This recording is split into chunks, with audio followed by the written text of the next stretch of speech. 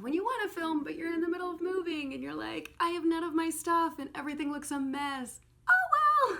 If you have not read Lore Olympus by the amazingly talented Rachel Smythe, the following is not going to make sense to you. Also, it is chock-a-block full of spoilers. So I'm going to leave the link in the description below. So if you haven't seen it, go check it out. Otherwise, you've been warned. On with the show.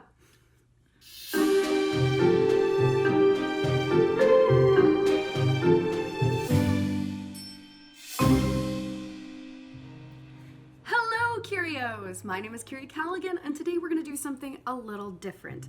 Normally when we do a story talk back, it's revolving around a game I've live streamed or a story we've experienced together, like the Miss Fisher Book Club. If you don't know me, please allow me to outline some basic facts. Please stick with me. It's gonna sound like I'm bragging, but really it's an attempt to field any, well, who the heck are you anyway to say anything, questions before they happen.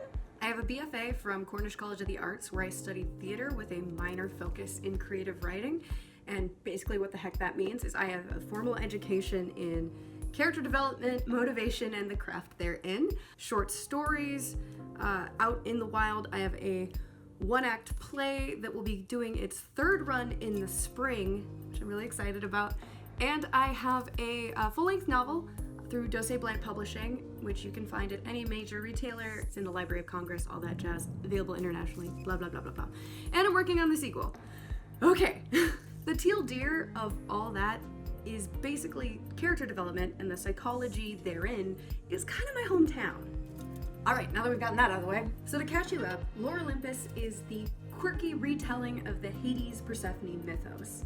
Rachel's been working on it for well over, I think it started like on Webtoons about a year ago, maybe more, and then prior to that, she'd been like shopping around the pilot for at least a year beyond that, as I understand. Like, she's put so much work into this and so much effort, and it's freaking great. I am an absolute sap, so it's really no surprise that I'm completely here for a supernatural rom-com of Olympian proportions. However, if you spend any time in the fandom, you will notice there is a lot of ire for this character. Meet Minth, based on the very naiad who in Greek mythology was said to have been cast aside by Hades when he decided to marry Persephone.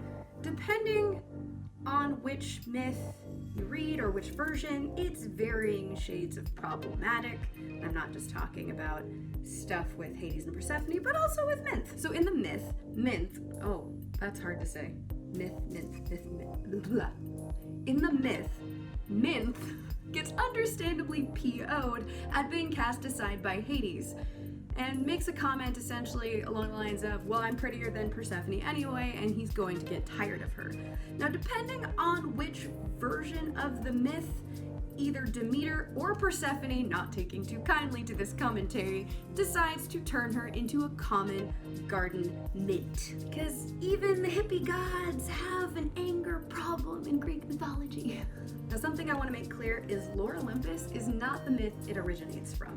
It pulls inspiration from it, but it has its own intricacies and details and world building. Like, for instance, she has this amazing thing where flower crowns and her hair, Persephone's, gets all, I'm excited to learn more about it, but she has visual reactions with her hair and flowers when her emotions shift, and I just think that's such a beautiful character detail. If you look at Persephone and the mythos around her, there's not a ton in regards to certain little character quirks. You get a little bit of sense of personality, obviously, from the mythos around her, but it's really cool to watch how she's taken. I'm a sucker for adaptations, and it just, makes me really excited.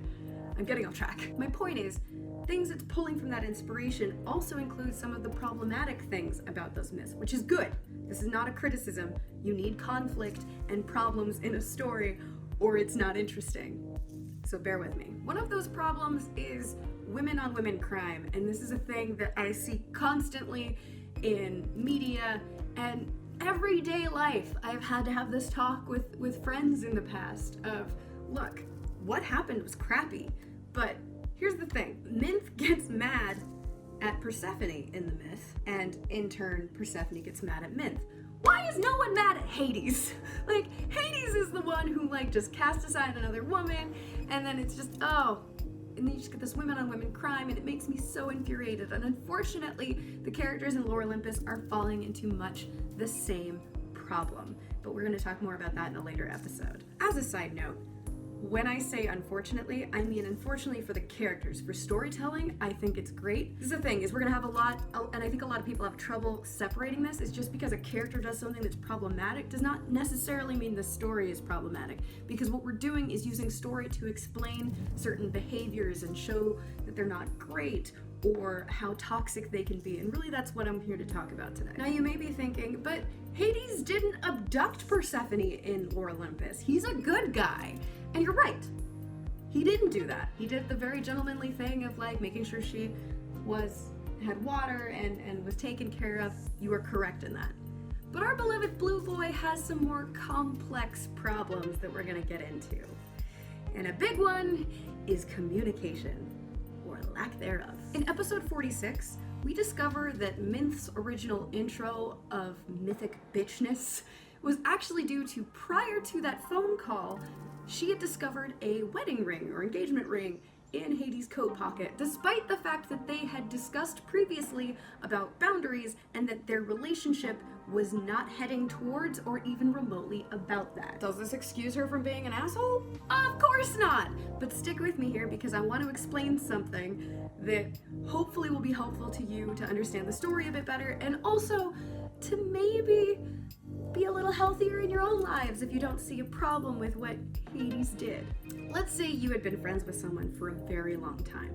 You cherished this friendship, you loved it, got along great, and then one day, out of the blue, this person tries to kiss you or make a sexual advance. Or you start dating someone else and this friend gets pissed at you because they felt that they had dibs on you. We often hear this friend complain about being friend-zoned, and you have the really upsetting realization of what you thought was genuine friendship and companionship was really what they saw as a transitional period until they got to bone you. I refer to this as the fuck zone. And man, it stinks. No one really likes having their worth dependent on if someone gets to bang you or not. I use this example because unfortunately it's more relatable than what's going on Lore Olympus, especially for women. The relationship agreement between you through prior communication has essentially been violated. Hades proposing that night would have been an extreme violation of those boundaries. It's hard to consider because a lot of us are hopeless romantics and we'd like to see that sort of big grand gesture as really sweet. And this thought process is perpetuated in a lot of our media. In the classic rom-com, these gestures are inexplicably pay off almost every time. But as storytelling has tried to be more true to form and human function in the past decade or so, we have seen more and more of these gestures go terribly wrong because the reality of the big romantic unseen gesture is they're usually toxic as fuck. Real life examples of this kind of abound as we see, but you can even see this in more sort of mainstream media like The Office. Yeah, Angela isn't actually into Andy and is cheating on him with Dwight, but Andy is too wrapped up into his idea of what his relationship with her should be that he's never actually stopped to check in with her. So not only does he not notice that his relationship is unhealthy, he doesn't bother to talk with her or even stop to consider his proposal alone. Oh, he just springs it on her publicly in front of everyone, including his parents, so his family is there. And like, how do you, it's such an awkward situation. It's almost forcing her to say no. He shoves a microphone in her face. And even when he starts to plan the wedding, he's not actually asking for input. He puts down deposits on various places and then says, which one of these do you want? My ultimate point here is there is no real innocent party in situations like this. Everyone's got problems of varying degrees. For example, I've been in a relationship for about 9 months, and we check in about our expectations about that relationship regularly. This is an ongoing conversation so that I know exactly what she wants out of the relationship and she knows exactly what I want out of the relationship. We are having open communication at all times. Why is this important? Because when that knee-dropping moment does come, I want to be sure that the person who I am proposing to or who is proposing to me, that we both know, of course the answer is gonna be yes. Because we know that, hey, do you want to get married? Do you want to have kids? What are your goals in life? Because that's what an adult relationship is. Hades knows what he wants out of life. He's just been kind of lying to himself about it for a while. So instead of engaging in open communication, which is paramount for a healthy relationship, we have a man who just says fuck it to all boundaries and decides that not only is he not going to consult his partner about this plan, he's going to propose to her at a giant fancy party that is full of people not only above her station but who have openly referred to her face as trash. Hades, this is not okay. It's imposing on your partner. You're being a fucking steamroller. Side note, and this is actually super important, I am really curious as to what snapped Hades. People don't just decide to change things on a complete whim. Whether it was like something big that happened before that moment, or just the 1000th cut of little tiny things that just sort of built up. I really want to know what snapped him to make that decision, to just throw everything out the window. So let's keep that in mind as things go on. Now, to make something clear, I'm not a fan of Minth as a person, but as a character, I know this woman. It's this strange, psychological, and really non-consensual dom-sub relationship where she believes if she keeps all the control and power, then she'll be untouchable. But as often is the case in this scenario, Minth got the feels, because she's not actually a heartless bitch, because you need a heart to catch dem feels. Sociopaths don't get heartbroken. And unfortunately for Minth, she also has a crucial misunderstanding of what a dominant and submissive relationship is. In order for a dom to remain dominant, a submissive must agree to remain submissive. In a true, healthy, dominant, submissive relationship, it's the submissive who really holds all of the power. And in our first episode, Hades has reached his breaking point. Again, I really want to know what made him snap. And the truly tragic thing about Minth is that she honestly doesn't seem to know better. I don't mean that she's naive, and I don't mean her actions are excusable. I mean she doesn't seem to realize their relationship is capable of being better. That she is capable of being better. You see this happen when someone comes from a toxic home life or has a support system that reinforces this behavior. It's really common for an abusee to eventually become the abuser if that cycle of abuse is not broken, whether it's psychological, emotional, or unfortunately physical. What we do have is a small taste of Minth's support system when we met Thetis, which kind of gives credence to the theory of mine that at the very least her support system is the social equivalent of those pathetic little boob pockets inside camisoles that claim that they're a built-in bra. Spoilers, they're not. They do no support. They do nothing, much like the goggles. The goggles do nothing. Regardless, Minth's conditioning does seem very indicative of the same toxic upbringing we still feed girls and women today. You know, do X, Y, or Z to keep a man. Don't cut your hair short. Dress this way, not that way. If you're not getting that programming from a toxic home life, you're probably getting it from magazines, commercials, even movies. 10 exciting ways to keep him interested. We live in a society where women are blamed for their men cheating on them. I want to lay the groundwork for this now because we're going to probably refer back to it as the story goes on. Remember, we're only in Act 1. Act 1. Hades hasn't even cleared the flower petals from his bed yet. It's been 4 days since they met. 4 days! So I have a feeling we're not even close to breaking the toxic cycle that the three of these folks are all looping around in. Why would I say that? Because as with story structure, it has to get worse before it gets better. And because let's look at chapter 46, shall we? Hades still isn't talking. This was the time to talk. This was the time to sit down and recalibrate.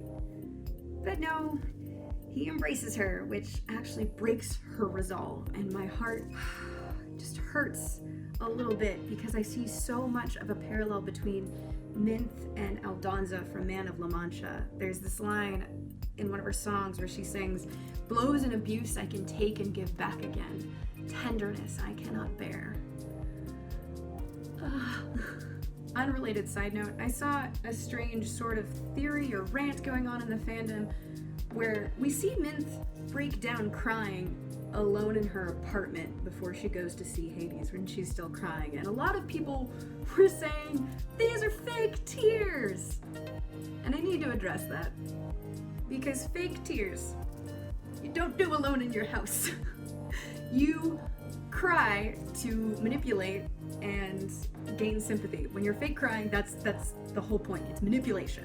If you're alone in your apartment, there's no one to manipulate because we, the audience, are behind that fourth wall. She doesn't know that we're there. So I had to address that. It's a weird claim. Doesn't make any sense. What do you think Hades will do? Me? I mean, maybe he's about to open up and talk about their problems, but I doubt it. Why? Because again, we're in Act 1, and in regards to character development, we're not even close to that crisis moment. So I don't have a lot of high hopes for Hades just suddenly getting a spine. But that's a story for another time. Stay tuned for next time when I tackle Hades and Persephone and their relationship. Spoilers, it's got a lot of problems. But that's okay, because that's what story is about. You start at one point at the beginning of the story, and by the time you get to the end of the story, usually that's flipped. So yay! Thank you so much for watching. Please leave your story theories in the comments below. And if you'd like me to dissect a particular character or moment, don't be afraid to ask. Be sure to like, share, and subscribe. Don't be a jerk to your fellow commenters, and smash that notification button like you would the patriarchy.